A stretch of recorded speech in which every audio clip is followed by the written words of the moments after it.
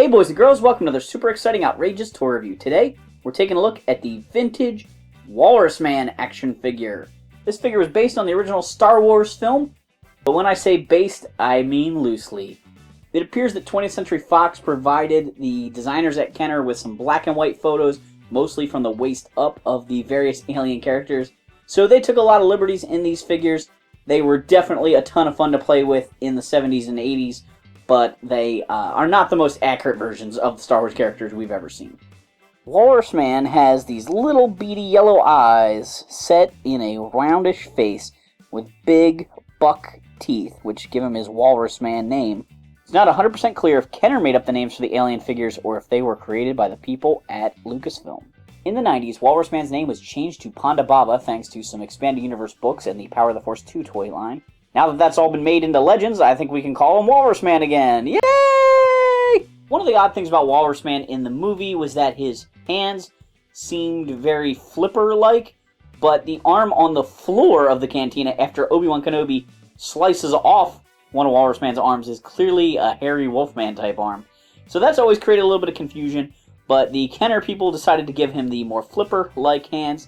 He wears an orange jumpsuit with blue sleeves and pant legs. He's got some stylish black boots that look a little bit like scuba diver flippers.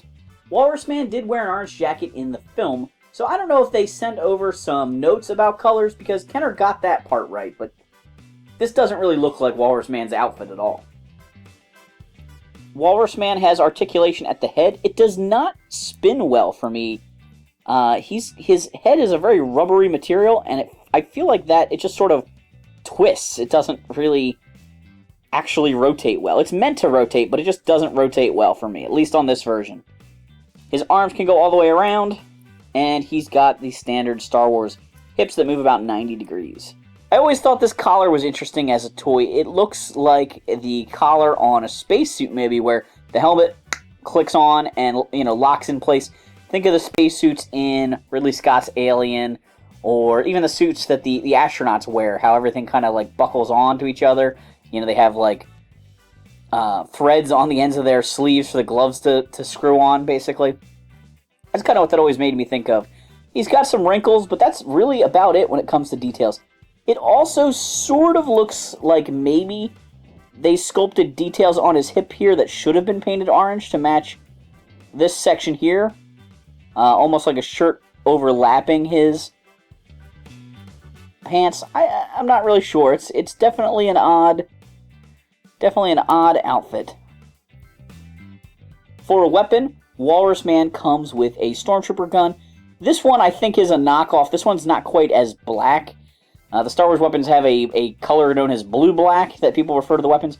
This one seems a little bit bright to me, so I don't think this is an official Kenner weapon. I think this might be a knockoff, but I couldn't find my true blue-black blaster that I have laying around to show you in this video. Like many of the figures from A New Hope, Walrusman has one accessory gripping hand and one open palm for odd and awkward left-handed handshakes. His hand that grips the gun does a nice job of doing that. It is, a classic C-shaped action figure hand there, and it's got a nice tight grip to hold the blaster. When he holds it, it is slightly cocked to the side, so he might not be the best shot. Pew, pew, pew.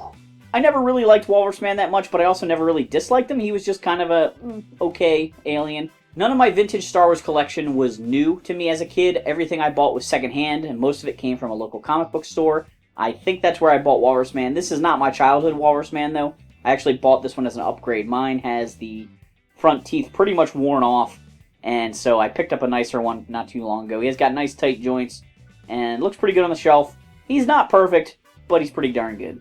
Thanks for watching this super exciting, outrageous toy review. Make sure to like, subscribe, and check out some of our other videos.